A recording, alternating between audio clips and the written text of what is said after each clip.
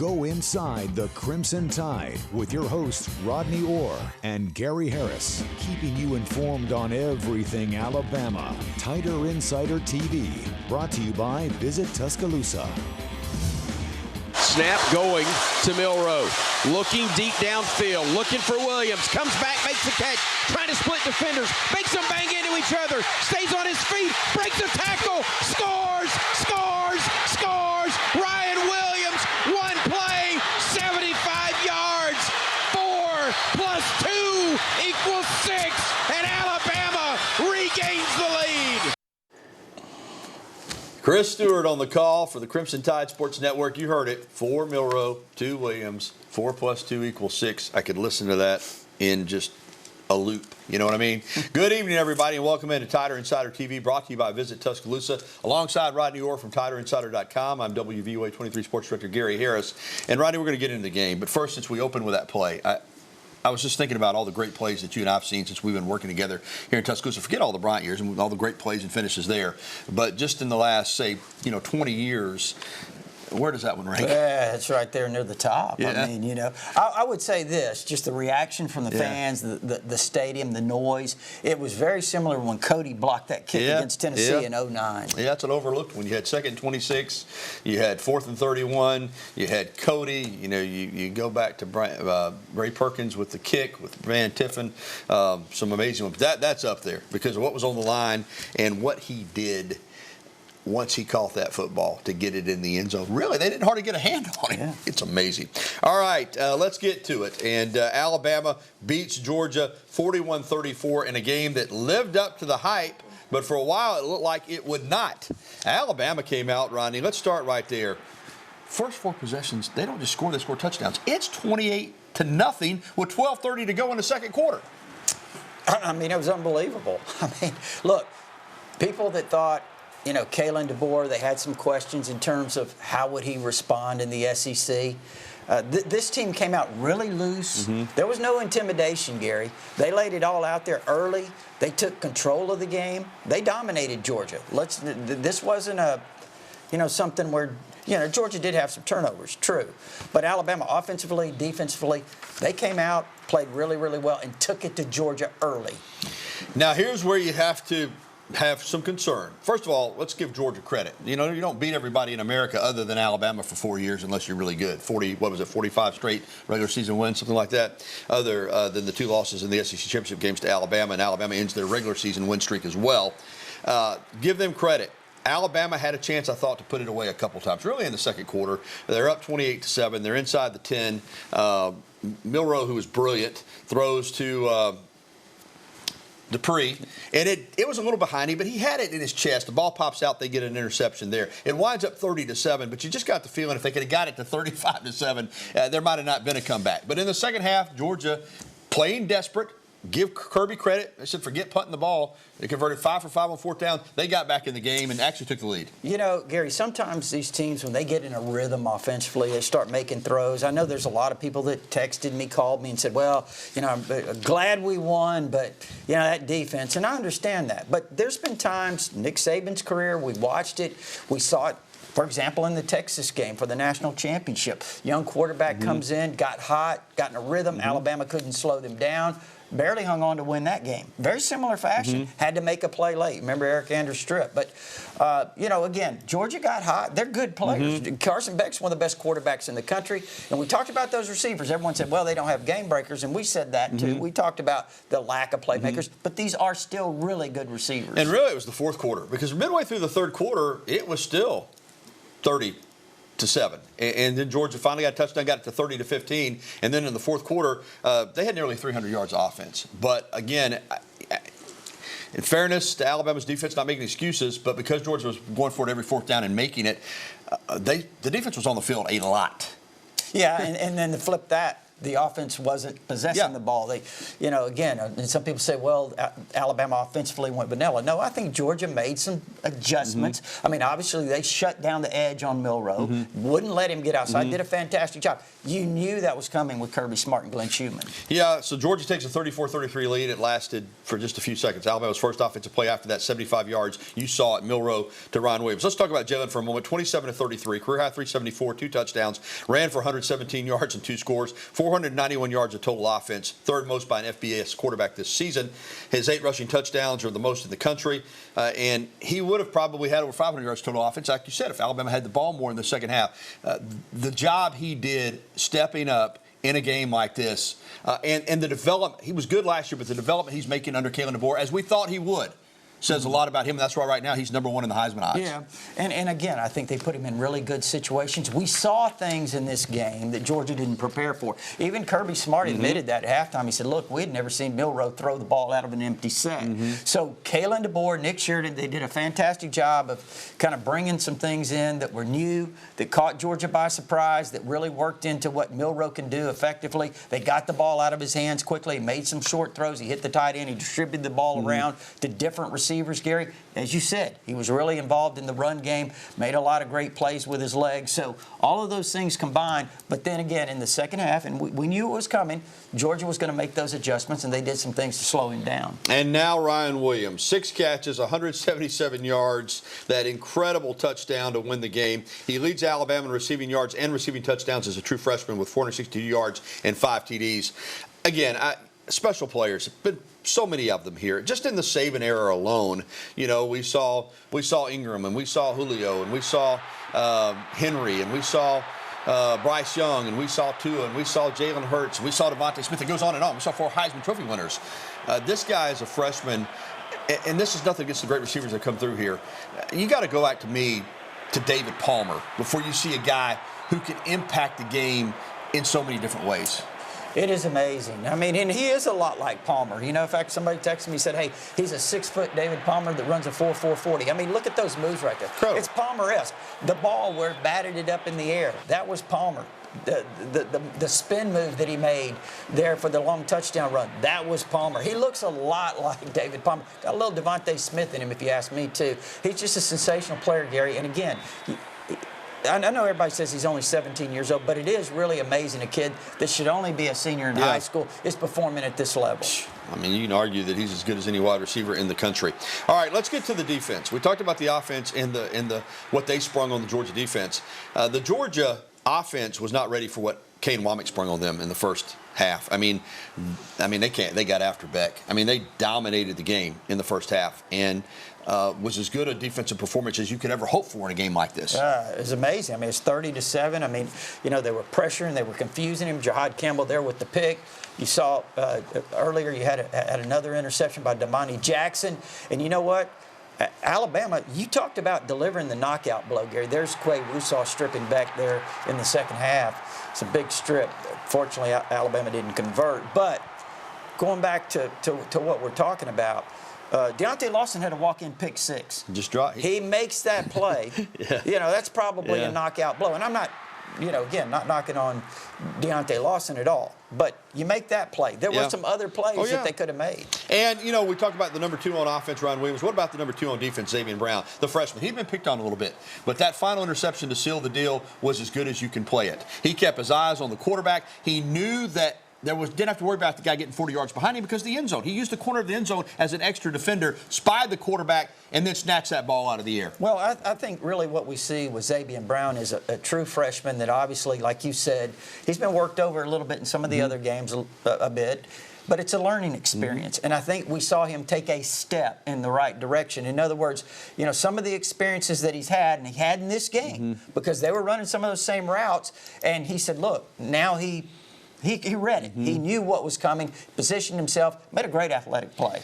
Playing Georgia, and you had 2 great freshmen on the field for Alabama, it did make me think of Larry Munson, the Herschel Walker call. My God, a freshman. Yeah. It did cross your mind, right? Yeah. Well, here's the crazy thing, Gary. When Tua, the pass to Devontae Smith, is famously known as 2nd 26, And when Ryan Williams catches that ball, you see the clock in the background. There's 2:26. So many weird things when these teams play. All right, and the Crimson Tide's big victory vaulted them to #1 in the latest Associated Press Top 25 poll. Bama's this kind of caught me off guard. First time they've been #1 in the AP poll in nearly 2 years. It was October 2nd, 2022, but they're back at #1 and number 2 in the coaches poll. Georgia fell to 5. 4 of the top 5 are from the SEC. Well, still to come on Tider Insider TV. Alabama men's basketball is gearing up for what they hope is another special season, another Final Four trip. We got a practice report. And Crimson Tide football turns its attention to Vanderbilt, with the coaches using a familiar trick to be sure the players are focused on the next game.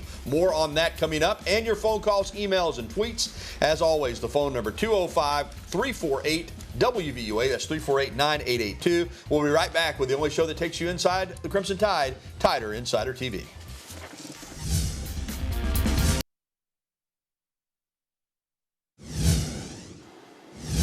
Welcome back to TITV, brought to you by Visit Tuscaloosa. Go to visittuscaloosa.com. Alongside Rodney Orr, I'm Gary Harris. Well, Alabama football, great win, but you know what? You can't rest on your laurels in this league. You got to get ready. And Alabama football players found something in the building. Josh Chapman, former Crimson Tide player, now a staffer, put out rat traps. Why? Because he wants to remind the players this could be a trap game. Alabama will play its second SEC game on the road on Saturday in Nashville against the Vanderbilt Commodores. And Alabama, we know what Jalen Milro can do and is doing, Heisman favorite right now. But Vanderbilt's got a quarterback now that can give you some trouble. And if you're not ready for this guy, he is physical. Diego Pavia was the Conference USA Offensive Player of the Year last year at New Mexico State. He's come to Vanderbilt and brought him an attitude. He'll run over you. He is a baller. I mean, Gary, not only will he challenge you physically, he's got really quick feet, he changes directions, and he has subtle little moves where he can make people miss. He's brought a lot of confidence, I think, to their offense, but their team overall. Yeah, listen, woulda, couldas, and shouldas, they're all over the country already 4 or 5 weeks in, but Vanderbilt could easily be undefeated. They gave up a late touchdown to lose to Georgia State in Atlanta at Turner Field, and then against Missouri, had opportunities to win that football game. They sure did. I thought they were going to pull it out, Gary. A couple of mistakes there at the end, and overtime, they didn't win it. But this is not your normal Vanderbilt team, in my opinion. You start looking at their numbers statistically, they're actually gaining more yardage than they're giving up. I mean, they give up less than 350 yards a game. They're playing everyone respectable. Now, they did have a bad loss to Georgia State. I mean, that was kind of coming off that win over Virginia Tech, I think it was. I can't remember where it fell in the schedule, but it was a bad loss. Yeah, but they came back to lead that game late, and could have won it. Here's the thing, too. Jerry Kill, who brought in Diego Pavia with him from New Mexico State, was the head coach there, was the head coach at Minnesota. Clark Lee is leaning on this guy. He's experienced. He's a hard-nosed football coach, and that's the thing you notice about Vanderbilt. They're tough. Now, here's the thing, Rodney. We don't expect Alabama to lose this game, but if you don't have a good week of preparation and you don't get yourself ready to go, you could look up in the third quarter and this be a competitive game. Alabama, if it prepares the way it should, will win the game, I think, going away. But if you don't, they're good enough at home to keep it close. Yeah, we watched the Texas-Mississippi State game last week leading up to Alabama, and it's a 7-6 game in the fourth quarter. Not in the fourth quarter, right before halftime. And again, I just think that this is the SEC. Week to week, it's a challenge, it's a grind, and you're, like you said, going on the road, you got to be ready. There's that New Mexico State video, and there's Pavia. He just single-handedly just took it to Auburn last year, Jordan Hare, and they wore him out. Of course, then Alabama barely won in the Iron Bowl. So he is the real deal. Physical, tough. He is, he can throw it, he can run it, and he brings an attitude to them. All right, now it's time for Coach Talk here on TITV. Alabama football will have to regain its focus after that emotional win on Saturday. Head coach Kalen DeBoer is proud of this team's overhaul performance so far this season, obviously, but he knows there's room for improvement, and he understands that the preparation, as we talked about, is crucial heading into this SEC road game this weekend in Nashville against Vanderbilt. We know we're only as good as our last game, and everything that's on film or anything that didn't go, like you'd hoped, is going to be what the next opponent's going to look at and try to attack you with. So, again, I think looking forward to tomorrow morning, and a great practice. Should be full of energy. It needs to be the best Tuesday we've ever had, just because that's the way we have to approach each and every opportunity. All right, this is video from practice today as Alabama gets ready. You go to Nashville, one good thing about it is it'll be very similar to a home game, or at least a neutral site game. Alabama will have a ton of fans there. We mentioned Diego Pavia and what a special player he is at quarterback. Is it just that simple? If you shut him down, does Vanderbilt offensively have anything else to go to? Well, I mean, yeah, they got some players. I mean, like I said, they've got more balance offensively than they've had. He brings a lot in terms of their run game, but also, you know, as a passer, he's their leading rusher right now. But yeah, he's the key. I mean, if he's playing well, they're going to score some points. You see practice today. Alabama on a little bit of a different practice schedule. Of course, they practice in the mornings, and they don't practice on Monday. So Tuesday is their first real practice of the week as they get ready for this weekend's game. All right, let's talk a little basketball. The Crimson Tide men's basketball team opened practice last week, and they scrimmaged Thursday, and the media was allowed to be a part of the scrimmage, so we were over there to shoot it. And, boy, just athletes everywhere. Of course, Youngblood's going to be out for a while. Chris Youngblood transferred from South Florida. That's a blow. He probably won't be back till conference play. A couple other guys are dinged up a little bit. But still, this is a team that's probably going to be top 3 in the nation when the AP Top 25 preseason poll comes out.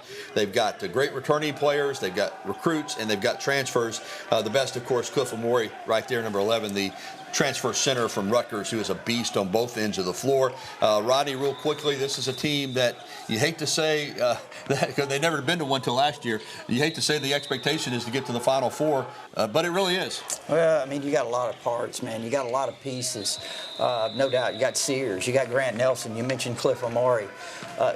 You know, the question is, Gary, I'd ask you, and there's been some really talented teams here. Yeah. This could be one of the on paper, it's right there. I mean, again, it's disappointing in some ways that Alabama didn't get to a Final Four until 2024. They had Final Four caliber teams. But on paper, based on what they did last year, you could argue right now that this team has more potential than any team in Crimson Tide basketball history and a chance to win the national championship. Well, still to come on TITV, a good weekend for the Tide in the NFL, as is usually the case. And a former Alabama star broke away for an 87-yard touchdown run on the first offensive play of the game for the longest in team history, breaking a record set by another former Alabama player. We'll have that when we come back with Bama in the NFL. Also, phone calls, and I know we're not on all the systems right now, the cable systems and the satellite systems, so not as many people are watching, but if you want to give us a call, it's an excellent time to get through. If you are watching us at 205-348-WVUA, that's 348-9882. We've got some emails that have already come in. We've got a Twitter question, but we'd love to hear from you on the phone lines as well, as we will sign off for now, but we'll be right back in a couple of minutes with your phone calls and emails on TITV.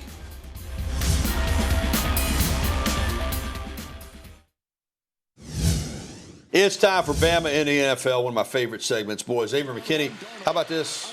Rodney, 4 games as a Packer, 4 interceptions. Even though the Packers lost to the Vikings, this guy was a great free agent pickup. He can find the football. Commanders have been unstoppable. Of course, a lot of that has to do with Jalen Daniels, their quarterback, but also Brian Robinson Jr. He had 100 yards against the Cardinals as they won 42-14 and that touchdown. Sunday night, the Ravens hosting the Bills. Here goes Derrick Henry. First play for the Bills, or for the Ravens against the Bills, 87 yards. Now, it's only the 3rd longest touchdown run in his career. How about that? Wow. But it's the longest in Ravens history, breaking the record shared by Jamal Lewis, former Tennessee Vol, and LaRon McClain, Bama fullback. Yep. He did it against the Cowboys. He also caught a touchdown pass at 199 yards rushing. He is phenomenal. Jahmyr Gibbs, 2 touchdowns last night for the Lions. And then watch, that's just his second one right here. I think he also had 78 yards rushing on only like 15 carries. And then Jamison Williams, here we go, Rodney. This is speed. This is a 70-yarder, and I want you to watch this. He catches the ball. He knows he's gone.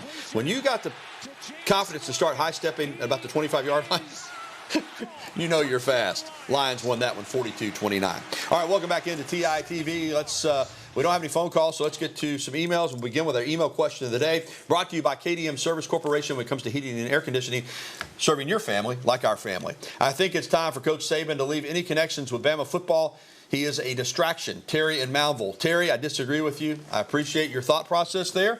I don't think he's a distraction at all. And right now, majority of these players on this team, he recruited them. As the years go by and he has less connections to the active roster, maybe there will be less association. But I don't think he's bothering anything. I don't think he's disturbing anybody. So I disagree with you. It's about all I can say. No, I would say the same thing, Gary. I think he's, look, every time he appears on TV, it is, it's good for Alabama. I mean, I don't think he's meddling at all. I'm sure about that. I don't think he wants to meddle. That's a different story. He's not trying to use influence over the program. That's the key. That's right. I mean, it's just great. You got Kalen DeBoer, who's awesome, and you got Nick Saban, who's enjoying it, unlike Coach Bryant got to do because he passed away so shortly after his retirement. All right, we're going to take a timeout. We're going to come back with some more phone calls. We'll do that in the next segment, so you'll want to stick around. 205-348-9882 is the number. You can still get through because, again, I know not as many people are able to watch us live, but if you're watching and you want to give us a call, we'd love to hear from you, and we'll be right back after this.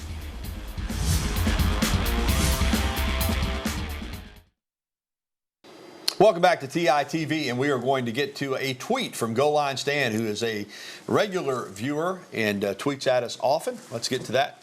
It is, should there be a decibel meter on Saban Field at Bryant-Denny Stadium? That place was loud on Saturday. Goal Line Stan, it was loud. I mean, it was incredibly loud. It's a great idea, I think. I don't know how that works. I know at Tiger Stadium at LSU, maybe they've said before they had so much noise it was like registered like an earthquake, but I don't know how you would do that, but I think it's a pretty cool idea. That's a great idea. You know, I'd like to see that happen. Unfortunately, Gary, I'd like to have seen it happen a while back so we could kind of compare some of those, eruptions in the past. What a special night. All right, we're getting pushed for time, so we're going to go ahead and take our final timeout. When we come back, though, it's prediction time. What does Rodney think about this upcoming game against Vanderbilt? What do I think? We'll tell you next on TITV.